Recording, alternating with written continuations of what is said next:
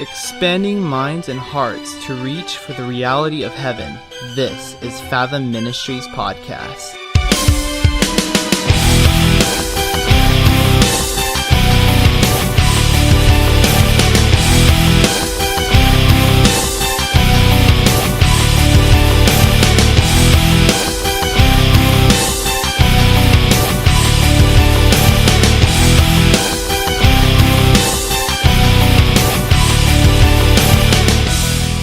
Psalms 1 verse 1 through 3. Okay?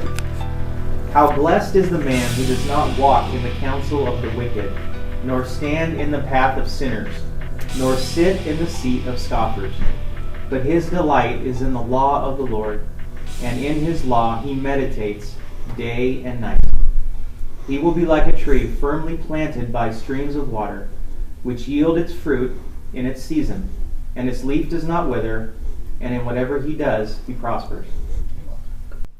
In other words, God, the most blessed life you can have is being connected to God and being in tune with his path. And I like how it goes out of the way to say it's not by standing in the way of sinners, like right, not doing it their way. Yeah, or don't. I think it also means to don't like stand in their way. Like let them do what they're gonna do, but be yourself. Worry about yourself. Well, in another way, if you reverse it, I mean, if you don't read his word consistently and understand who God is and learn obedience through his word, you are going to walk in the path of sinners and sit at scoffers and then walk in the counsel of the wicked. So, but am I wrong about that though? Well, stand in the path of sinners. Yeah, I think I think the fundamental meaning of that is don't go down the path sinners go down, because Jesus clarified that. He said there's a way that leads to, there's a path that all go in. It's a broad path, and it leads to destruction. And the path to life is narrow and difficult. In other words, it's difficult because you have to choose it. You don't just wander down it. So all the sinners are wandering down a path that's wide, broad, meaning everyone's going that direction, and everyone finds that path. But the one that God has for people is narrow, and it has to be looked for. That's where when it says it's difficult to find, and few there be that find it.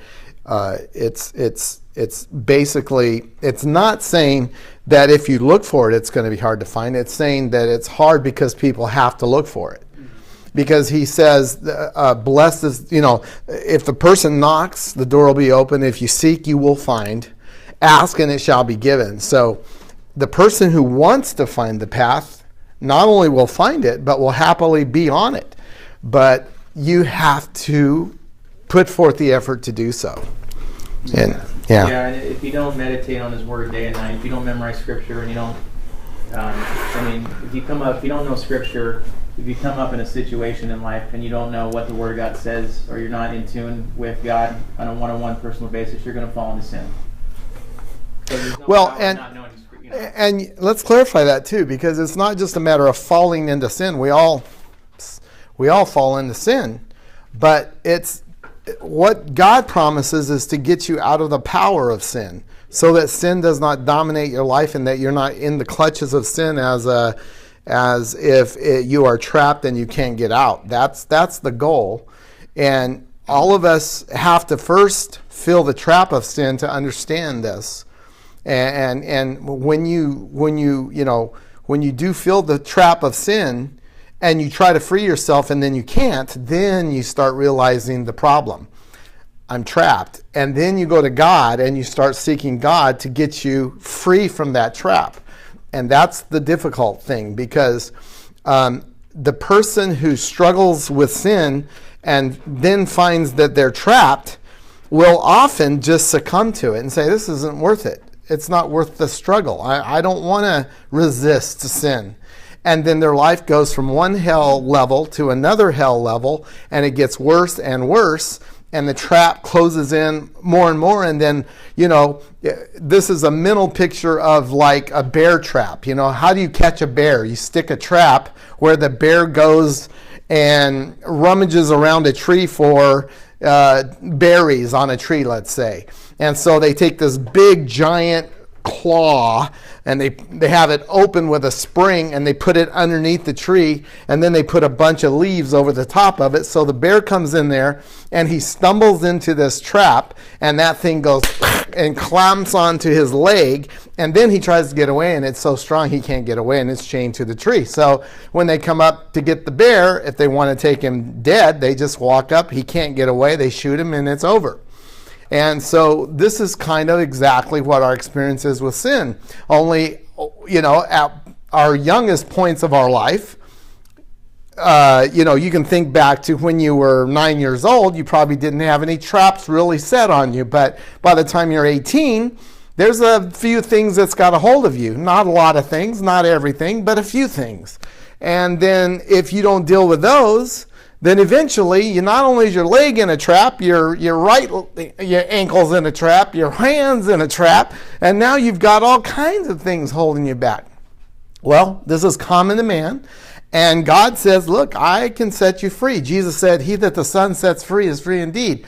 But guess what? There's not one person that gets set free until they really want to. And so you might say, how long will it take me to get out of that trap? When you want to. When you really want God's help, when you really care with all your heart to get free, then the Son will set you free. But the reason he doesn't just magically set you free easily, where you go, oh Lord, please remove the trap. Okay, no problem. It doesn't work easy like that at all. You have to fill the trap, and you have to hate the sin, and then you'll get free.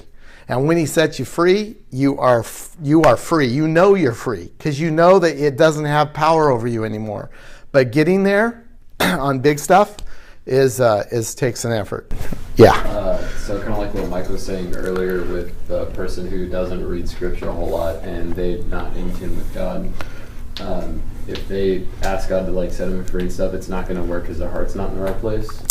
It's not that it's not going to work. It's that it is going to be static until you get real serious about it. That's when it starts, the power of God starts taking control. Jesus made it clear like this. He said, the kingdom of heaven is like a man who found riches in a field. And so he went and he sold everything that he had to buy the field so that he could have the riches, the treasure in the field. And so there has to be something in your life that gets you to be serious. And there's two ways this can go in my mind. There's probably more, but there's two ways this can go in my mind. One is you can either say at some point, you know what, the Bible says that God sets people free. He hasn't set me free, so it doesn't work. And you just give up, okay? But what are you giving up to? That's the real question. You're going to give up? Well, guess what? If you're miserable with your life now, wait 5 years. You're going to be even more miserable. Wait 10 years. You're going to be even more miserable. You give up on God and his promises, what do you have to turn to? Yourself. Good luck. Because yourself has got you in the situation you're in right now.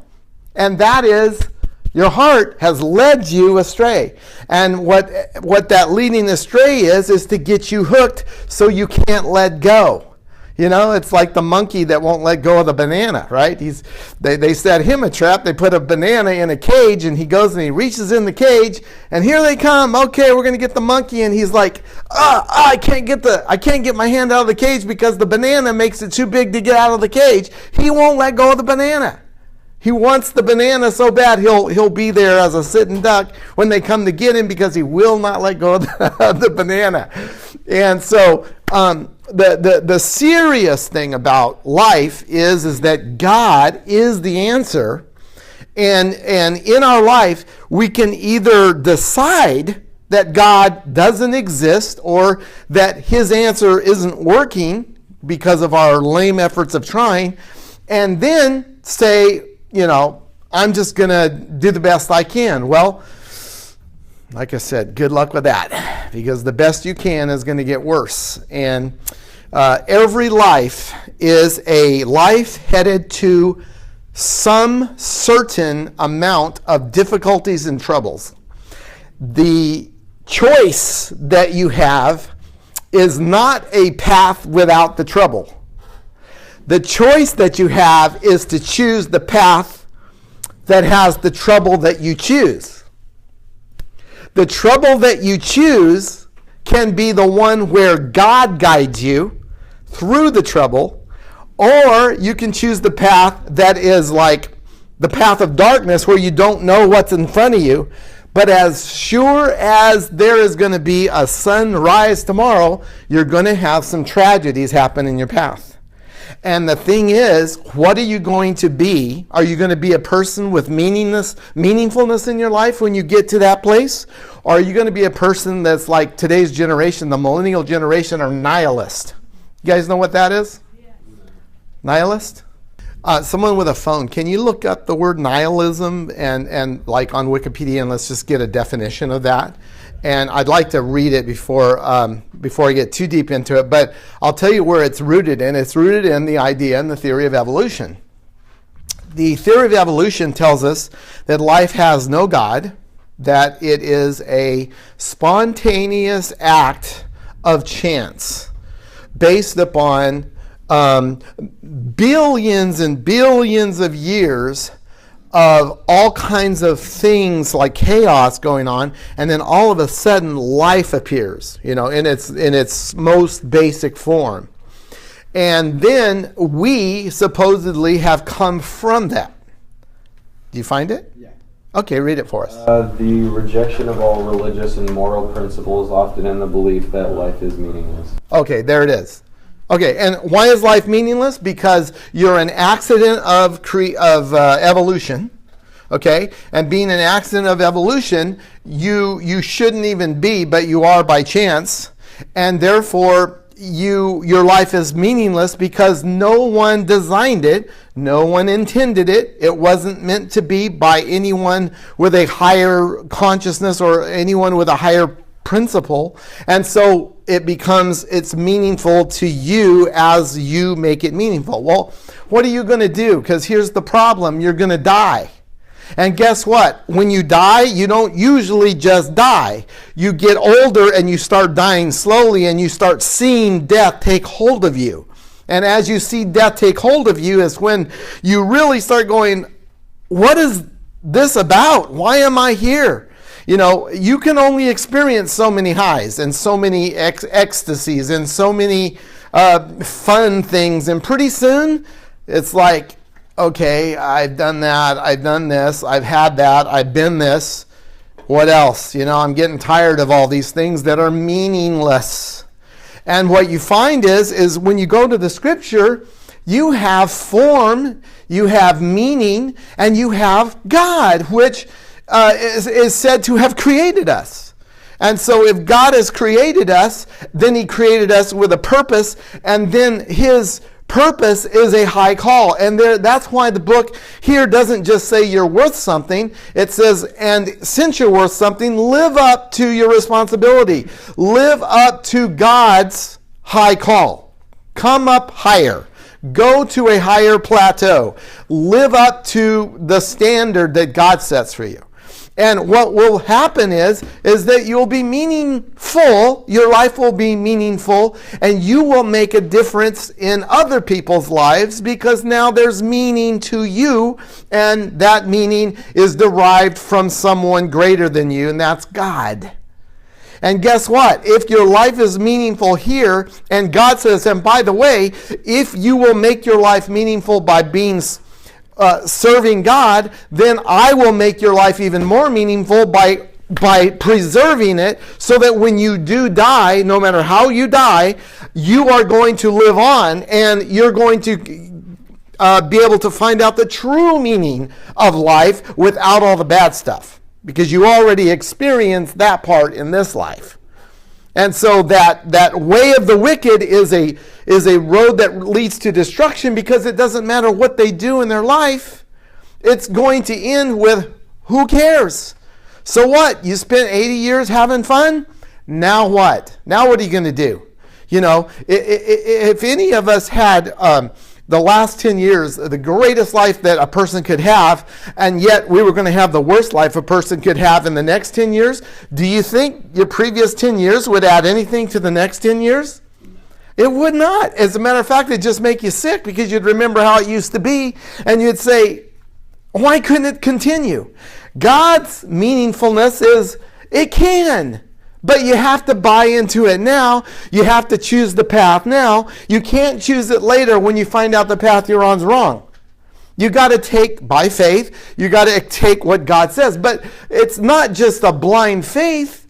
It's absolutely clear that God's way is the only thing that makes any sense because it's the only path that has meaning to it. The rest of them can only offer you the hope that you will not have anything but the most pleasure you can have. And think about it. If you could have a life with nothing but pleasure, imagine how that would look. Okay? Let's imagine a life with nothing but pleasure. In other words, you don't have to do anything that's not difficult or it's not have this thing called responsibility tied to it. So someone's going to wake you up in the morning and they're going to just basically shoot drugs into your veins and make you think you're having a great life because you don't want to have to get up early. You don't want to have to go to work. You don't want to have to, break a leg on a ski trip. You don't want to take any chances on anything painful. So let's just live our life in total bliss. People are already talking about simulation, starting their life in a simulation and just living through that. Like, why? Because they want no pain. It's like the professor this week who said he's going to let his students choose their grade because he doesn't want to stress them out. So if they get an F, and it's stressing them out, they have to do is call and say, well, what grade do you want? Well, what will take the stress away? And I'll give you the grade, whatever it is, that'll take your stress away, because I don't want to cause you any pain and stress. But that's not going to make people who failed any smarter. No, it's not. It's not. And therefore, there's going to be nothing meaningful in their life. That's why it makes sense how God has designed life in order to add meaning. It's going to take stress. It's going to take pain. It's going to take difficulties. As a matter of fact, the truth is that if you have a manageable amount of difficulties that you can overcome every day, that's the best you can hope for in life. Well, you can't have happiness if you don't have pain.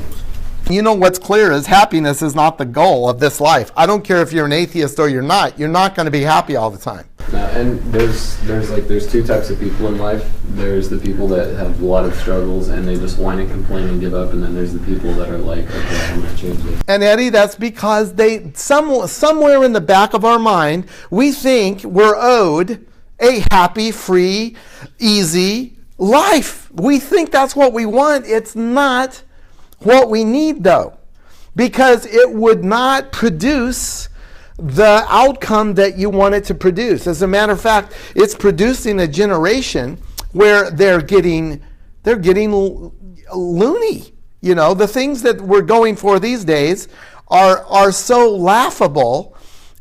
Safe spaces at college and all this stuff. It's absolutely ridiculous. It's crazy. But when did that all start happening? Like the end of 2014 and then 2015? I think it happened. Oh, it's been coming since the 60s. But I remember it's gotten a lot worse even since then. It happens when you no longer believe in God.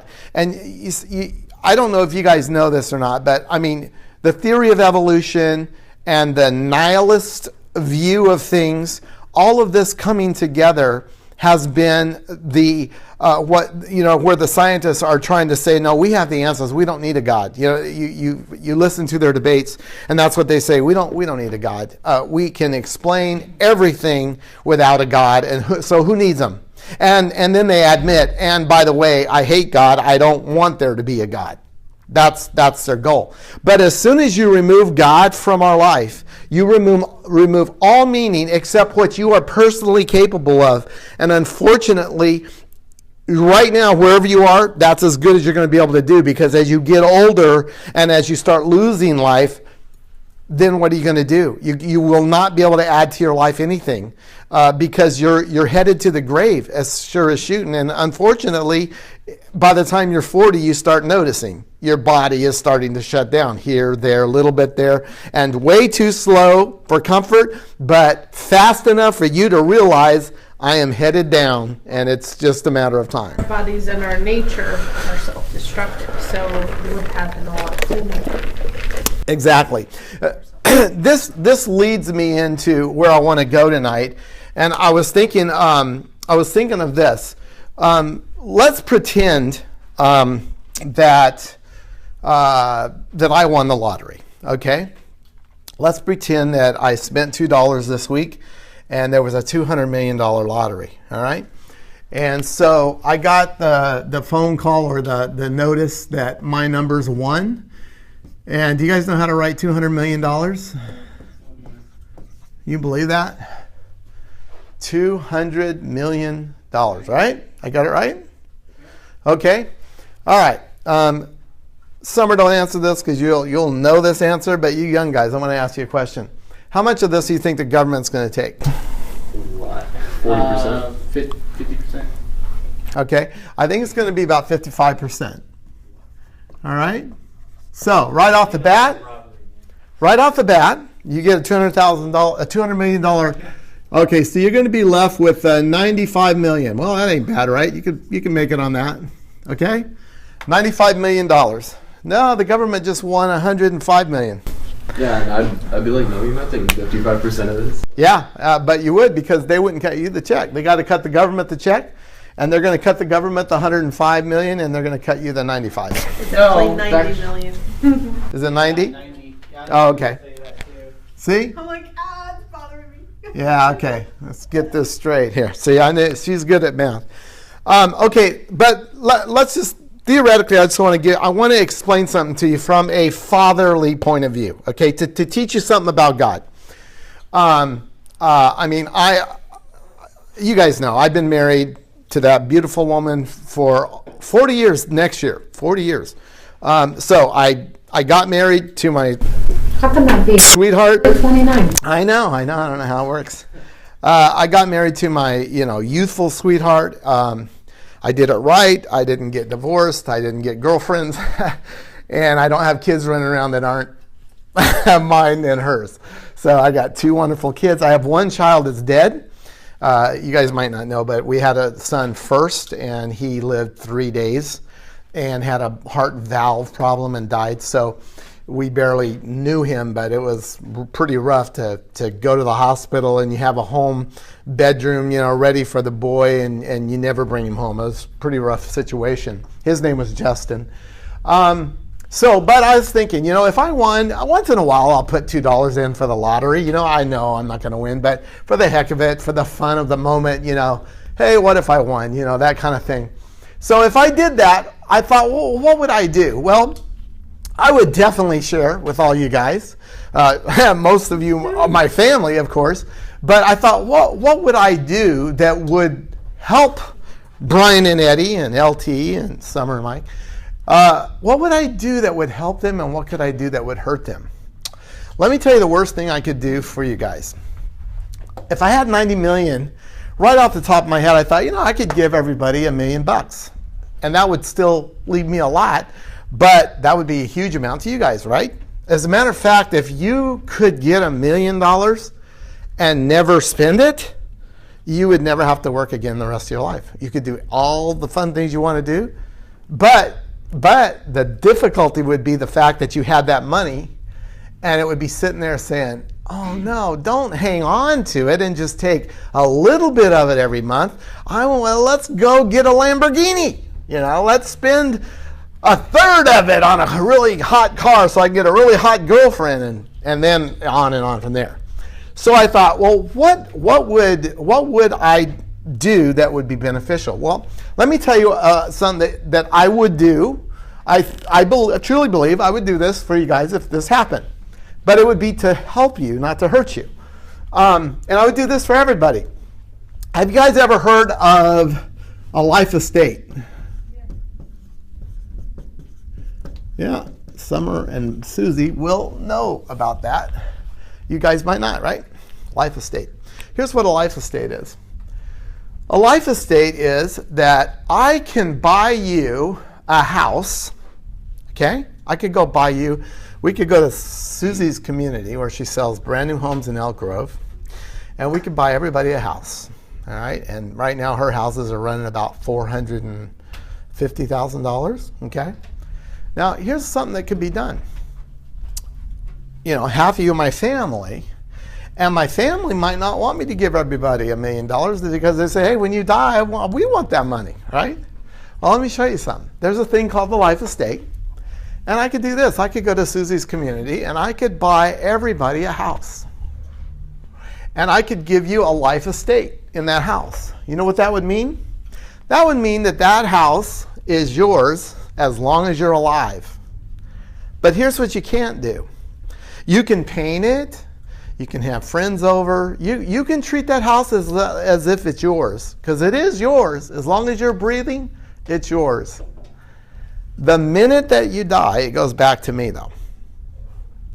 Now, what would that accomplish? What that would accomplish is you guys would never have to pay rent. Huh? You can't sell it. You can't sell it. But think about this. At your age, somebody gives you a $500,000 house. I mean, most of us in California are paying over. Do you know the percentage of what our income in California, Susie or Summer, isn't it your house payment can be 60% of your total income? Is that right? A percentage of your income. Okay, if I make 43% for most of the time. 43%. Okay. All right, 43%. So if you make $5,000 a month, 43% of that is going to go for you to buy a house. Well, 43% of income is going to be great if you don't have to spend it on a house, because that's all extra. You already pay for your, you know, if you have an income and you're self-supporting, you already pay for your food, you already pay for your clothes, you already pay for your gas, right? So that would be a huge raise, because all that 43%, like on a $450,000 house, they're running about, with the smallest down payments, those houses are running about $3,300 a month? $3,000 a month. Okay, so if someone gives you a life estate, it's giving you $3,000 a month. All right?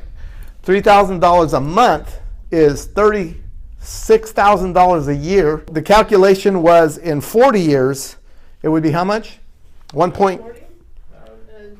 10 years was 360? 360. So 40 years is going to be 4 times 36. 15, 1.5? All right, I think we're talking about $1.5 million, okay, over your life, $1.5 million. So in other words, if I gave you that, I would have just given you $1.5 million. But here's what I would have prevented you from doing. I would have prevented you from squandering it, because you can't go get a loan on it. You can't sell it. You can't even give it away. But if I did this with you, you are going to take whatever I give you, right? You're not going to go, oh no, if you're going to give me that restriction, I'm not going to take it, right? No, you're not. You're going to be like, this is awesome. But down the road, there will be a day when you're going to be like, man, I'm sitting on $500,000. I wish he'd have just gave me that house, right? Probably. Because they'll be like, I want to move. I want to live somewhere else. I want to get a car instead of a house. 1,000 different things can come up. And they'll be like, there's no doubt, they'll be like, man, I wish you would have just gave me the house, right? The point of this, the reason this is law, is because it's very beneficial, especially for wealthy people who have kids that are going to squander their wealth. This is a way to make sure your kids don't do that to it.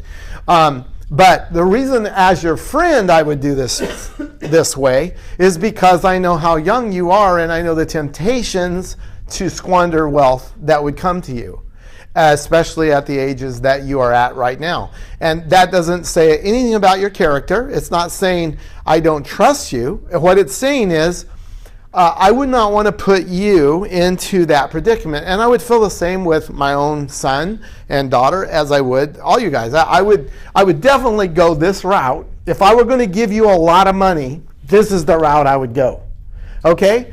And that is because I'm thinking ahead of you in the process.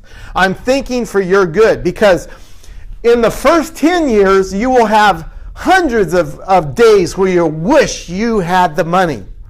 But when you get to 50, you will be so glad somebody did not allow you to do that, because now you're coming into where you're going to be retiring, and you would know by all the temptations that crossed your mind along that pathway that you would have probably squandered it. Unless you were exceptional, you would have squandered it, and then you would be out without anything. That's why most people that win the lottery, their life goes to hell in a handbasket, because they can't manage the money no matter how much it is. Okay, it's too much too soon. But look at this. This is a beautiful analogy. So you've gotten $1.5 million, right? Now here's the good news for me. Someday you are going to die. When you die, I'm probably already going to be dead because you're much younger than I am. But my estate, which my children will get, right? They're going to get that house back because it belongs to them. But as long as you're alive and breathing, they can't act like it belongs to them. They can't knock on your door and say, we don't like the color you painted the house. This is our house. Nope, it is your house, 100% your house. Except with the restriction that you can't sell it, you can't borrow against it. But live there, enjoy it, no payments, that's your house. Okay? So at the end of time, though, you benefited $1.5 million. My estate's going to benefit from buying and giving you a house 40 years ago that's worth $450,000. It's probably going to be worth $2 or $3 or $4 or $5 million at that time with the way things go up, right? So my estate is not going to have lost anything. I just loaned it out for 40 years. Didn't benefit me, but it will benefit my estate. You guys, this is what, look in the mirror, look at yourself. That's what you got.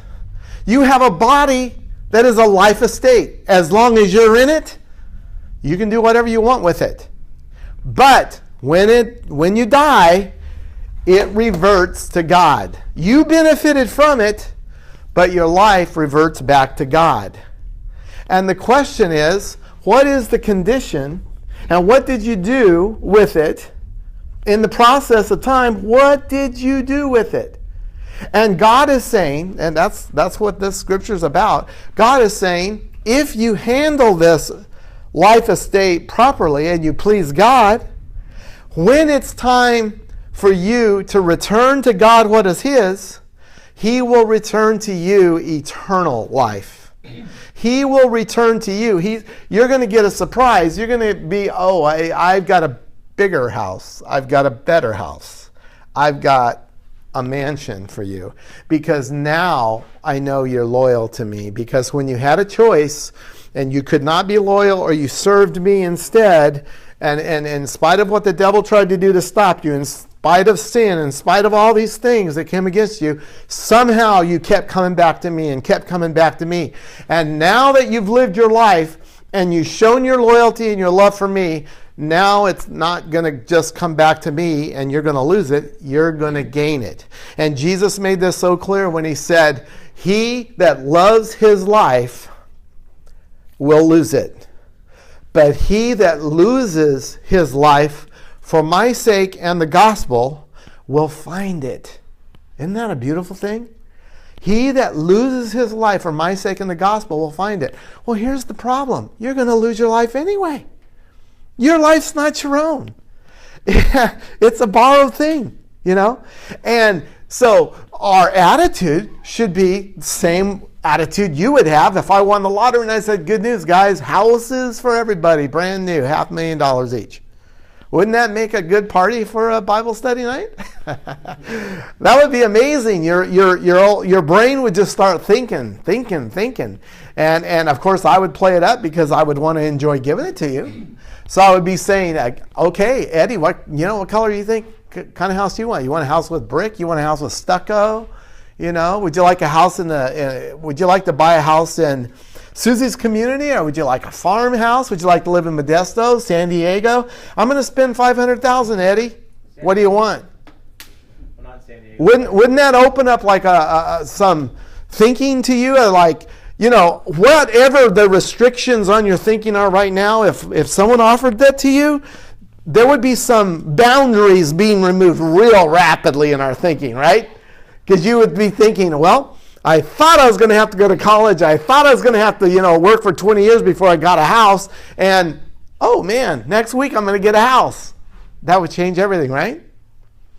Wouldn't that be fantastic? I can imagine what our family get-togethers would be like at dinner if we could all talk about moving into a new home wherever we want, It'd be pretty awesome. And if I had that much money, I wouldn't even be worried about my job. So I'd literally be thinking, where do I want to live? And where do I want where are my kids going to live? I want to live where my kids are, so we'll have to find a compromise for that. Yeah, since I got the money, I probably could work that out. I go to prepare a place for you. You know what I'm saying? So I wanted to prelude this with you guys because this is exactly what God has done on our behalf. And I think one of the big problems with church and teaching the Bible is that we don't talk enough about what it is that God really has in mind for us in reality. We, as you guys know, we're getting ready to really change gears and get into a verse by verse, chapter by chapter view of teaching the Bible. And we are most likely going to be starting that next week. And so I am going to start with the book of Genesis, and we're going to, our format's going to be this way. We're going to read at the beginning of each night. We're going to read a couple of chapters, whatever the perimeter of that week's lesson is going to be. We're going to read that. This coming week, it's going to be the first and second chapter of Genesis. And the way that we're going to keep on track with this is we're going to go ahead and start by reading the full length of the part we're going to talk or teach about. But we're going to cover, before we get sidetracked, we're going to cover the whole amount of reading at the beginning so that we can know that we've accomplished that much this week, and the next week we move on from there. And then if that reading produces questions, Summer had a really good idea, and I'm hoping that Susie can help us with, she's got good handwriting, so I'm hoping she can help us with the whiteboard. But what we need to do is, like, when we read this, I want you guys, if you do have any questions that you've read it before or whatever, and it's posed a question for you, feel free to let us know the question, and we'll have her write that on the board. And then any questions that come up, if I don't get to the answers of those questions in that study that night, then what we'll do is we'll take a picture of the questions, and I'll do a podcast that answers the questions that week. And so I hope I can encourage you guys to subscribe to my podcast so that you'll keep up to date on the things that we're covering outside of this. And I want to explain that to you because we only have one night together, and usually 90 minutes is about all I have to talk to you. And we really want to be able to cover more than 90 minutes worth. I mean, imagine if you were going to go to school and get a degree and all you had is 90 minutes a week to get that degree. It'd take you 10 years to get anywhere. So there does need to be more of an investment than 90 minutes a week in order to accomplish what we're trying to accomplish. Plus, if we're going to build one week or one lesson upon another, you kind of need to be kept up with what we're doing. So no one's going to be checking to see if you do this, but I'm going to constantly remind you that the only way this will work in a way that would be most beneficial to everybody is if you would do this. So, I have an account on Podbean, and if you subscribe, you'll be notified when I do a new podcast. I did 2 this week. One was last week's lesson, and I did one on the King James Version of the Bible. Well, if you have the app and you turn notifications on, it'll alert you on your app when someone does a Like, you should set a day. Yeah. Well, and on Tuesdays I'll remind you of what we covered. So but what I'm hoping that you'll buy into is the idea that we can really accomplish this together if we keep synced up with what's being taught.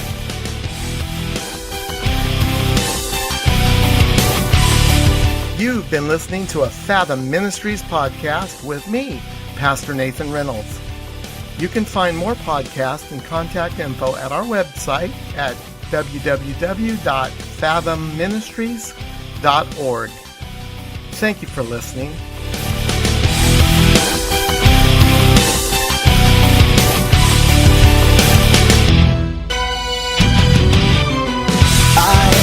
Living without you, dead wrong to ever doubt you.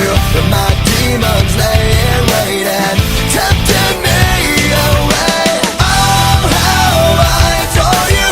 Oh, how I thirst for you. Oh, how I need you.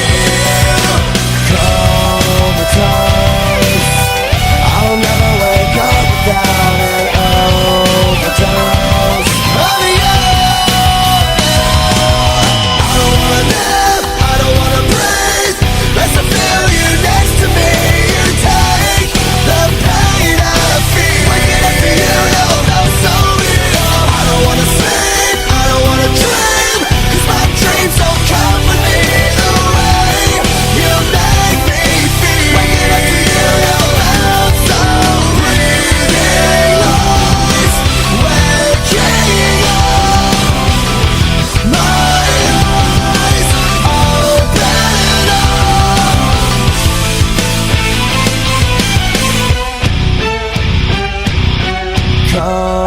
Comatose, I'll never wake up without an overdose.